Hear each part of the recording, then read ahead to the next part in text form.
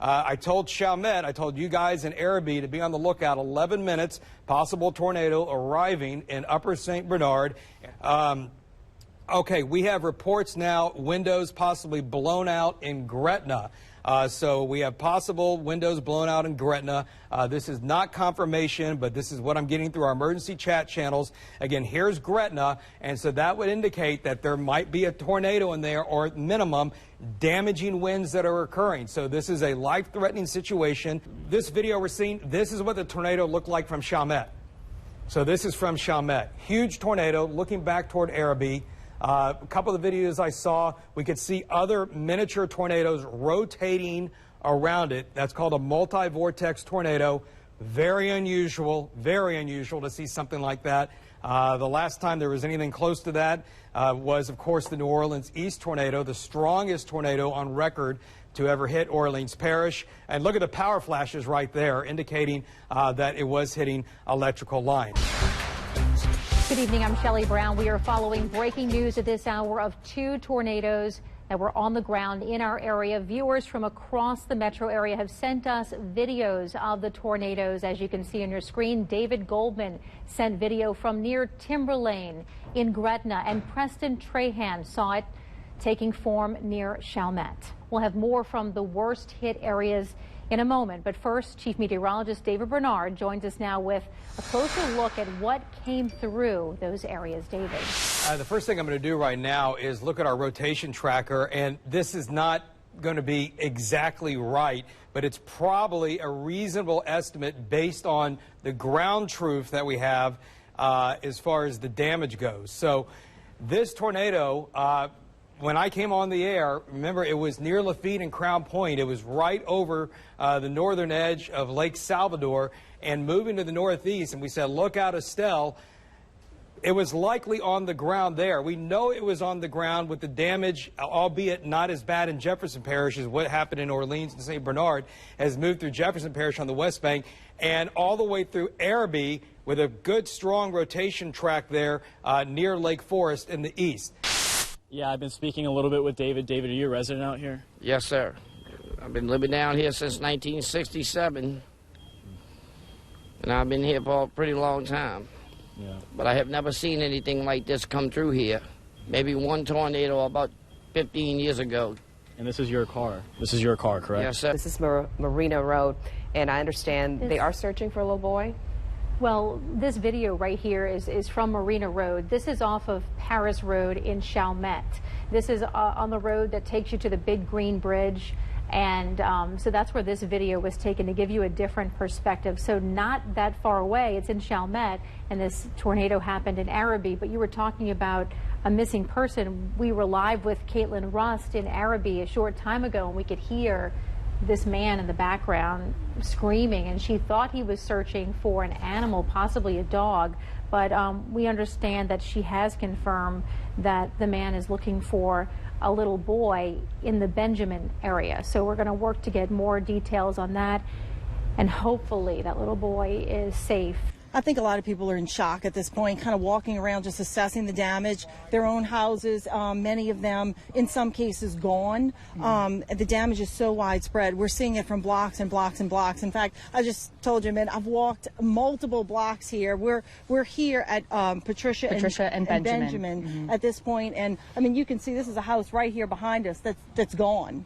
The crazy thing, though, and just the nature of these tornadoes, you know, we're still trying to figure out. It's still dark, so we still haven't seen the extent of all of this damage. But we've talked about how this house is virtually, you know, the roof was peeled off, you know, rooms which are unrecognizable right now. We're looking into the kitchen. However, you know, just down the way, across from this house and across from these houses that were demolished, houses are fine, all with just a little bit of damage. With it's hit or miss. It's hit or miss. And then power lines down everywhere. And as Amanda said, it's extremely dark. In fact, she's got her flashlight here. Got a flashlight trying to, you know, see what we can. Kind of go around. Because it is still dangerous out here. Fox 8 Local First, Morning Edition, starts now. You can hear the boom, all the wind is blowing. Barely had time to prepare for it. 5 or 10 minutes most before I heard the roar. I think I prayed I think I prayed the hardest I've ever prayed in my life. Recovery efforts begin this morning after a fatal tornado left streets unrecognizable. The tornado started on the West Bank yesterday and traveled across the river into the lower Ninth Ward and St. Bernard Parish. Officials report at least one person died and multiple people are in the hospital with injuries. Another tornado hit the North Shore. Good morning at 4:30. I'm Meg Gatto. Today, National Weather Service crews are expected to survey the damage. Meanwhile, thousands remain without power this morning, mostly in ARABI, where the tornado knocked down power lines. Well, you can hear the wind coming through. I put my family in the bathroom. As soon as we got in the bathroom, all of our ears popped, and you just knew, you knew what it was. And I come out, it lasted maybe 10 seconds tops. I don't think it lasted that long. I come outside and it looked like the Ukraine, I just went through Ida and I knew it was sounding stronger than Ida went, so I knew it was pretty bad. We'll have team coverage all morning as we get a better look at the damage for the first time in the daylight. Andres Fuentes, Kelsey Davis, and Rob Krieger are all live in ARABI this morning. Let's start with Kelsey and Rob. Yeah, good morning, Meg. We're here right now in the same location that we've been throughout the morning. Kelsey actually went around the corner to survey another portion of the area right now. But I can tell you, as this sun is breaking, we're really getting a view of what has happened. I want to step out right here and show you, Jake, my photographer here, can kind of zoom in on some of these houses that we've been seeing this damage. And now you're really getting this, full look of this damage right now. We actually were able to put a drone up just a short moment ago and take a look at how far this damage is spreading, and there's nothing like that aerial shot to really give you a view. 8:49 now, and we want to show you some new drone footage that we took a little earlier this morning, and you can really see the path of this tornado, Zach. As I was mentioning earlier, you've got that larger house that's kind of on the back of the screen. That looks like it's untouched almost. Then directly across the street, all of those homes on that street and the ones right behind it demolished. Fox 8 News is New Orleans' fastest growing evening news. Fox 8 Local First starts now. This is like a new level of devastation. This is just like it just got squashed. At daybreak, the horrifying reality became all too clear. By far the scariest thing I've ever experienced in my life. In Jesus' name.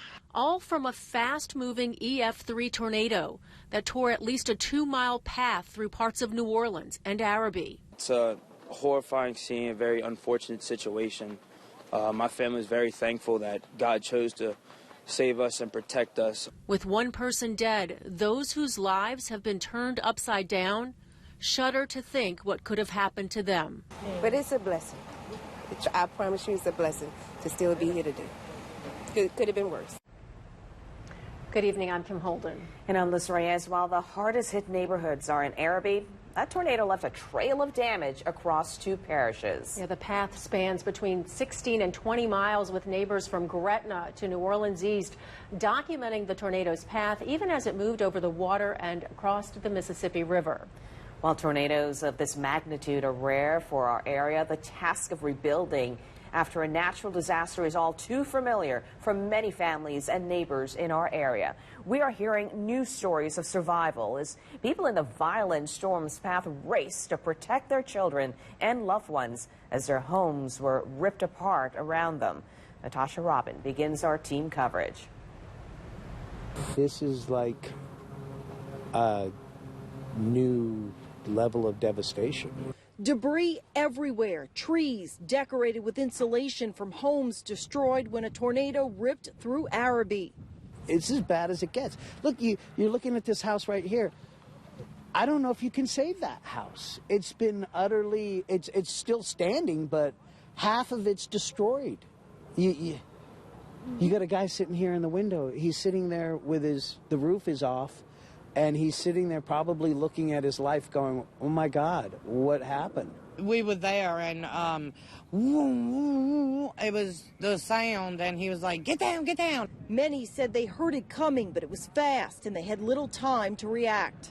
he was starting to get up, we got to get down, you know, move. And he heard the back window break, and he told us, get down on the ground and laid on top of us. When the roof was gone and I could hear him, he goes, Daddy, the roof's gone. And then it started pulling me off the ground. And when I realized that, I shoved him to the floor and just spread myself out.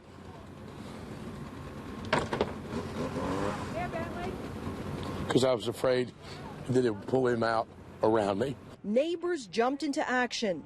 We were watching people. I was helping people get out of their houses. Their houses were leveled. We're pulling them out of, like, rubble, sticks.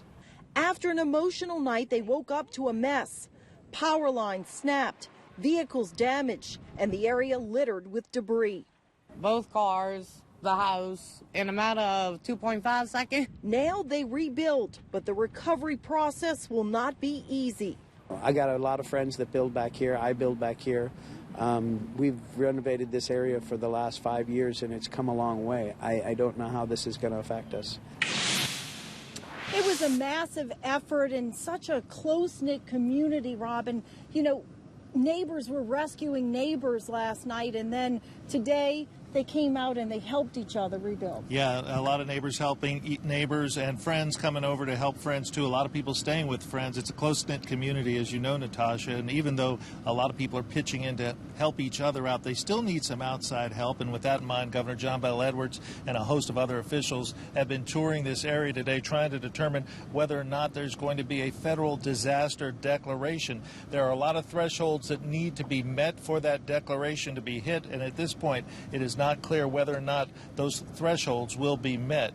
Now, officials say about 600 homes in the ARABI area between the river and the 40 Arpent Canal received some type of damage from Tuesday night's tornado. That damage varies from house to house. Some houses are untouched, sitting next to a foundation where another house was completely blown to pieces. Parish President Guy McGinnis is hoping for a federal disaster declaration to help speed the cleanup and recovery. But at this point, the governor says that assessment has not been made.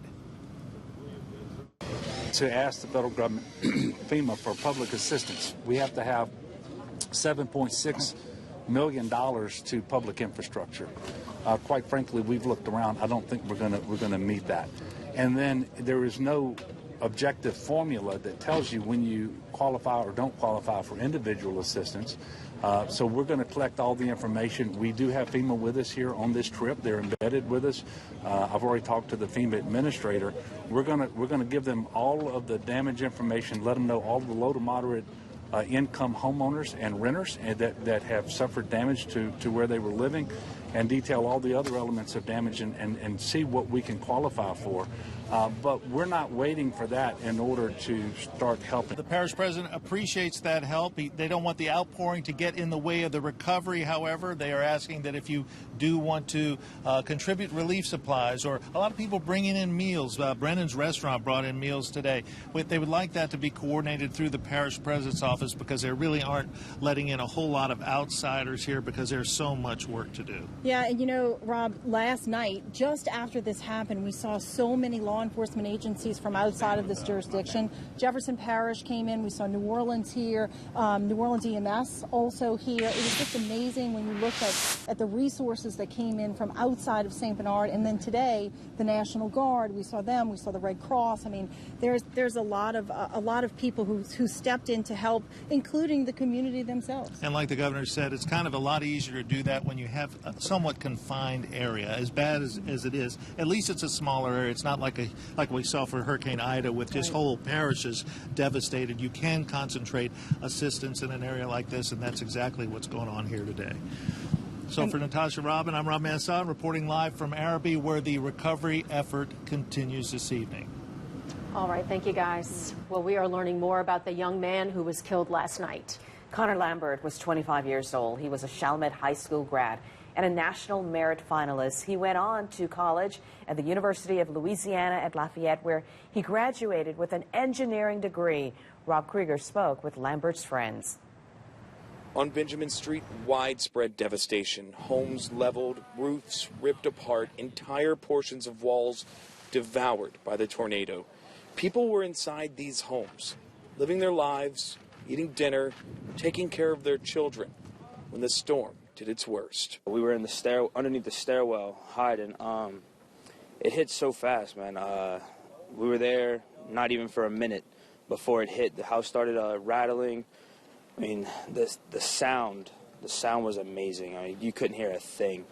I mean, and within seconds it was gone. Cole Biamonte was upstairs in his home when the storm hit. Moments earlier, he says his family saw Connor Lambert pull into the driveway in this truck before they took cover from the storm. Minutes later, when they peered outside, his neighbor's home was gone. Lambert's friends say he was killed in the storm. Tragic moments as the powerful tornado ripped through the neighborhood. This morning, literally nothing is left as friends and family try to salvage what they can. Kim and Liz, this makes me really think back to 5 years ago. In fact, last night when this tornado emergency was ongoing and we started to see the video of what was happening, I thought, my goodness, this is probably going to equal what happened in the East back in 2017.